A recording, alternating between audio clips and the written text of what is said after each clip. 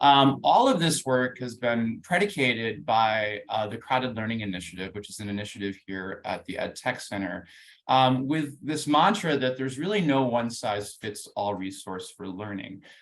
Different learners learn in different ways. We all know that our learners have different entry and exit points, and we all learn in different ways as well. And so we know there's great resources out there. Some of those are publisher resources, some of those are the free resources that you've shown, and some of those are the great things that educators wish to share.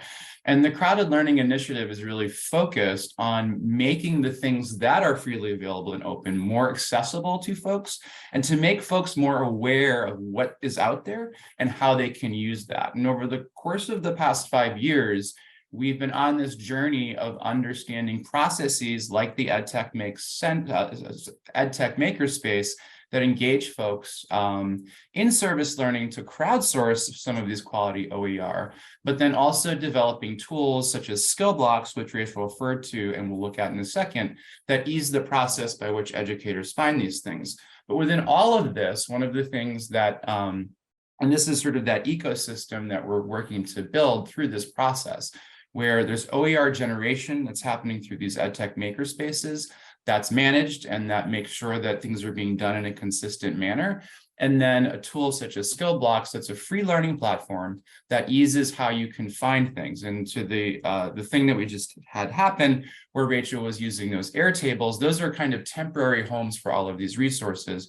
We are updating Skill Blocks to include all of those TSTM topic areas, and all of these activities will live in there to ease the process of finding them. But I want to go back to a slide that Jennifer had shared earlier, this being the overall average ratings of the resources that have been evaluated thus far. And as she mentioned, this is one of the lower areas, is the learning and support features. So consumer.gov is an information site, right? It's something from the federal government for helping folks understand financial literacy and financial and consumer protection. It's not designed technically as an instructional resource. And so in one of our evaluations, we actually had someone say, this is a great resource. I really like this, this, and this. And then she rated it low. And part of why she rated it low is it's not really easy for learners to navigate. But then she also said in her comments that she's been using this for years with her learners. So what we recognize there is that within any activity and a student, there is an intermediary, and that is the teacher. And we recognize that just having all of these activities floating about does not make a curriculum, that there is a role of a teacher, both in resources that exist and resources that are created, that needs to help students understand what this activity is, how you would use it, and what the expectations are when you do it. And so when we talk about all of these things coming together in skill blocks, and we're thinking about reusability, we really need to think about the fact that with what we are asking teachers to do more and more, and that is becoming instructional designers who create things and who pull things from various places, that there needs to be guidance that's provided to learners. And so in this case, this is a skill blocks that someone created, actually, I don't think I did, on creating safe passwords. And this brings together a great resource from the Public Library Association called digitallearn.org that shows like how to set up an account and how creating a password is part of that process. And then this includes an article and video from GCF Learn Free. Many of you might be familiar with that. And that provides information on what are the characteristics of strong passwords. And they actually talk through a series of tips, like core sort of steps one takes to set a strong password. But I, as a teacher, want to do something with my students to make sure that they've actually learned this skill and that they can do it. And so I have created this Jamboard that is an activity for students to be able to create their own passwords, drag and drop letters, understand the various character types, capital letters, lowercase letters, numbers, and symbols, etc., that they would use. Now, I, as a teacher, I've created this resource. I, as a teacher, know how I want to use it. I, as a teacher, will use this with my students who may already be familiar with Jamboard. But if I share this skill blocks with you, or if I share that activity with you and say, hey, here's a great activity that you could use on passwords, and you're not familiar with Jamboard, and you don't know basic steps like how to make a copy of it or how to share it with students, that activity is really rendered useless. And so the goal of what we're doing around activity creation within our makerspaces is to understand what supports we need to provide both for teachers and for learners, so that the activities that incredibly creative and thoughtful teachers who they want to share these things into the world, they're doing so in a manner that actually makes it something that folks can reuse themselves. And so if you participated in the second EdTech Makerspace, I apologize, but we walked through, as part of that project, a story called Goldilocks and the Three Activities. And it's really looking at 3 different activities and understanding what is the too big, too small, and just right when it comes to activity reusability. And this involves looking at things such as, how is it implemented? Who would you use this activity with? When would you use it? In what part of the teaching and learning process might you implement this activity? And then most importantly, actually, for something that you're sharing that is developed with an ed tech tool, what are the mechanics behind how I can take this and adapt it and use it with my students effectively? And so we looked at 3 different activities, and here is one that doesn't give enough information. Now, this is actually an activity that comes from a makerspace that Rachel and I ran. It comes from a makerspace that was involving the Staying Healthy curriculum, which is an ESOL health literacy curriculum. And for every lesson within that curriculum, we had teachers creating these reusable activities. So I'm just going to link to the activity really quickly. And this is an activity that's called a See, Think, Wonder.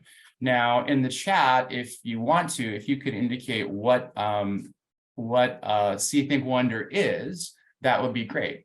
But not all teachers necessarily know what a See, Think, Wonder is. So immediately off the bat, this is an activity that I may or may not understand what a See, Think, Wonder even is. Now, there is guidance that this goes with a broader curriculum called the Staying Healthy curriculum, but there's no link to it. So now I have to go and find what this thing is that this actually supplements. And then I advance and I see, okay, there's pictures and there's these things called See, Think, Wonder, but I'm not sure what it is that I'm supposed to do with it. If I'm not familiar with Jamboard, I see that this is view only, so I don't even know what I can do. I can zoom in and I can zoom back out to fit, but how do I even do something with this? And what would I do with my learners with this? So here's an example of an activity that there isn't enough information given.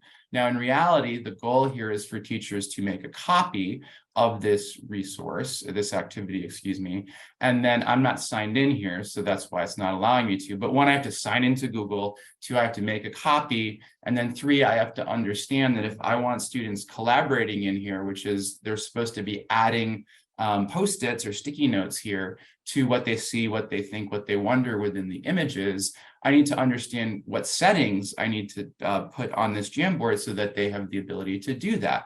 I also need to know that students, if they're working on a mobile device, probably want to use the mobile app, because Jamboards present much better in the mobile app than they do, it's on a smartphone, than they do if it's opening in a browser like we're looking at here.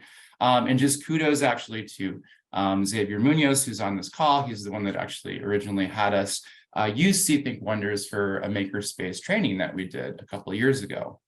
Now, here's one that is incredibly complex. And it's not that complex in the sense that, as is, this actually is very reusable. So this is part of another makerspace where we had teachers take Reading Skills for Today's Adults stories, which many of you may be familiar with, and they created Quizlets that have the vocabulary, so I can bounce off into this vocabulary. Quizlet is a pretty obvious tool in terms of how it's used. Many people are familiar with it. Here is this link to the story itself. And then here is the link to the quiz. So this is a comprehension quiz that a learner can take as is, and they'll get immediate feedback. But if I, as a teacher, wanted to use this with my students and I wanted to see how students are doing on the comprehension quiz, I won't get those results because this is somebody else's quiz. Now, what we don't have anywhere on here is guidance that, in fact, as part of this project, we developed a resource library so that all of those quizzes are available in here. All of the individual, this is not the same story, but just to get to the point, all of those forms are available in such a way that I can make a copy of it. So this resource that we provide as part of this library allows you as a teacher to make a copy of that quiz so that you can actually assign that quiz, and you in turn will get those results for that student. And with Wakelet, you could actually make a copy of this entire Wakelet, remove this quiz and add in your own quiz so that you could share that resource with your students. So it's a very reusable resource in theory, but there's not necessarily a lot of guidance for teachers in order for how to do that. Now, here is an activity that was also part of that Staying Healthy EdTech makerspace. And this one we're just going to say is just right. Now, what it doesn't have is a link necessarily to the original chapter that it comes from. But in terms of guidance, what we started realizing is there's a set of steps for many of these EdTech tools that one has to follow in order to be able to adapt it and use it for themselves. And so for this, we built into the activity itself a teacher guidance frame that indicates that this is for you. You can delete this frame before sharing it with learners. And this gives guidance in terms of how to make a copy of the Jamboard, knowing what you need to do in order to share it with your students. If you want them to work on it individually, you have them as a viewer and then they make their own copy. If you want them working collaboratively, you make everyone an editor and share it in that way. And then it walks teachers through what students are expected to do in each of the 4 activities within this. So this is actually, I think Ashley's on this call as well, Ashley Winkle. This came out of a design slam, which I'm going to talk about in a moment, where teachers submitted vocabulary activity designs. And this was one Ashley created. So with the vocabulary from the story, or from the lesson here, students do a knowledge rating scale of the words. They do adding images to each of the words. They do sentence writing and matching as well.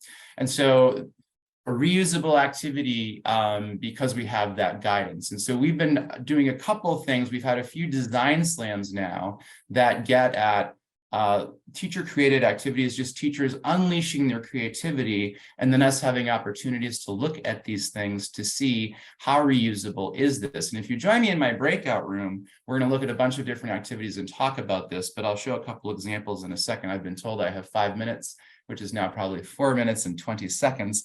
So I will speed through the rest of this. So in our second EdTech makerspace for TSTM, we asked teachers to take some of those resources and activities that were aligned in the libraries that Rachel shared, and to take an original activity from there and create your original activity, from that existing resource that provides some sort of student activity to go with that learning resource, that extant learning resource.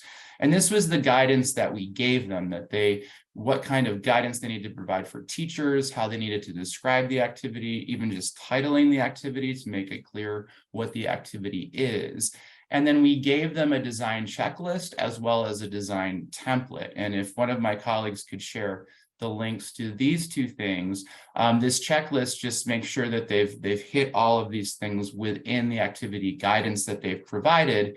And then this template gives them a space to say who they were, what is the title of the activity. If there is an original resource like a reading skills for today's adult story or other thing that is the basis, what is that? And then what are their designed activity or activities that go with it, followed by a description of what students are doing, who this is for, and guidance on how to actually implement this.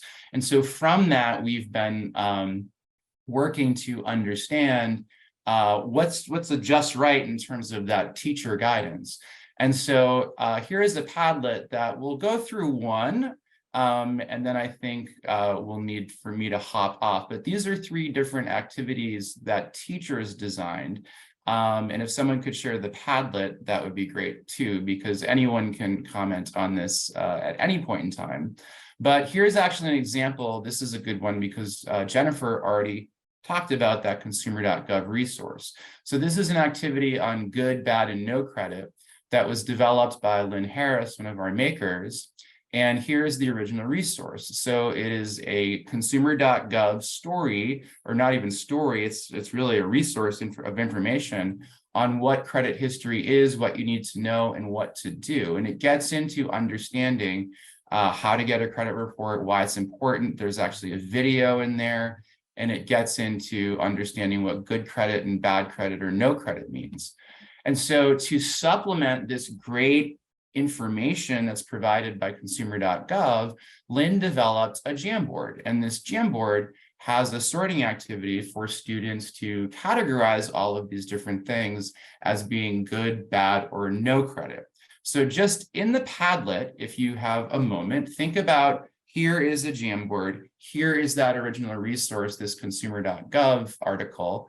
What would you need to know in order to reuse this activity with your students? So in the Padlet here, there's a plus sign that you could click to add your comments, or even in the comment section here, of what information you think you would need. And actually, just knowing what I have to cover, share it in the breakout room, because I know you're going to want to join me.